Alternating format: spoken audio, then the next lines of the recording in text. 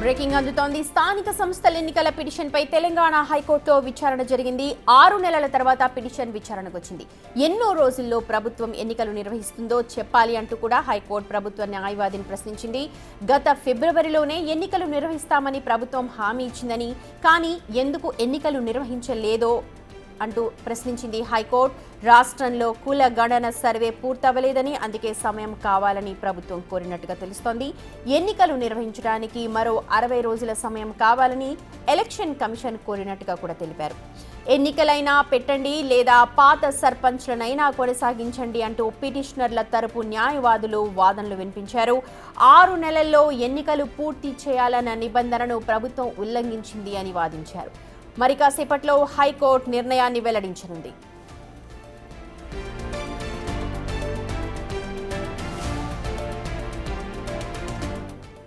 రెడ్డి అంశానికి సంబంధించి అప్డేట్స్ అందించడానికి సురేష్ లైవ్ లో జాయిన్ అవుతున్నారు. సురేష్, మరి కాసేపట్లో హైకోర్టు నిర్ణయం వెల్లడించనుంది. అయితే ఏం జరిగే అవకాశం ఉంది? ఒకసారి ఓవరాల్ గా ఇవాళ జరిగిన వాదోపవాదాల గురించి చెప్పండి.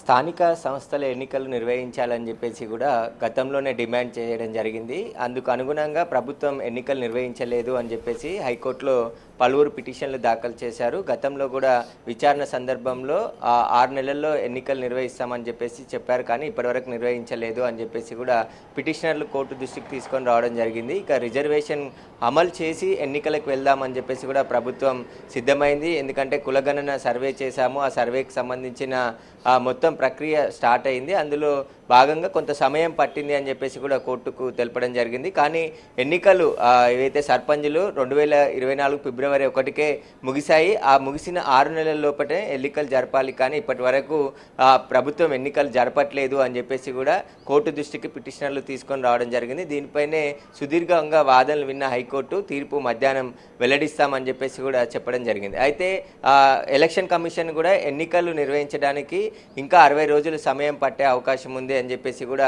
కోర్టు దృష్టికి తెలపడం జరిగింది. ఎందుకంటే మొత్తం వార్డు డివిజన్లు కానీ వార్డులకు సంబంధించిన పూర్తి ప్రక్రియ రిజర్వేషన్కి సంబంధించి అమలు చేస్తే అది ఏ విధంగా చేయాలనే దానికి సంబంధించి ప్రభుత్వం కసరత్తు చేస్తుందని చెప్పేసి కూడా కోర్టు దృష్టికి తీసుకొని రావడం జరిగింది. కాబట్టి ఒకవేళ ఎన్నికలు నిర్వహించకుంటే పాత సర్పంచులనే వాళ్ళని సర్పంచులుగా కొనసాగించే విధంగా ఆర్డర్స్ ఇవ్వాలని చెప్పేసి కూడా పిటిషన్ల తరపు న్యాయవాదులు వాదనలు వినిపించడం జరిగింది. దీనికి సంబంధించి ఇటు ప్రభుత్వం తరపు నుంచి కూడా ప్రభుత్వ న్యాయవాదులు వాదనలు వినిపించారు. సుదీర్ఘంగా వాదనలు విన్న హైకోర్టు ఈరోజు లంచ్ తర్వాత తీర్పు వెల్లడిస్తామని చెప్పేసి కూడా చెప్పింది. అయితే హైకోర్టు ఎలాంటి తీర్పు ఇస్తుంది అనేది ఉత్కంఠగా ఉంది. ఎందుకంటే గత సంవత్సరం నుంచి కూడా స్థానిక సంస్థలు ఎన్నికలు ఈ నెల వస్తాయి ఆ నెల వస్తాయి అని చెప్పేసి కూడా ప్రచారం జరుగుతుంది తప్ప ఎప్పుడు నిర్వహిస్తారనేది ఒక షెడ్యూల్ ప్రకటించలేదు.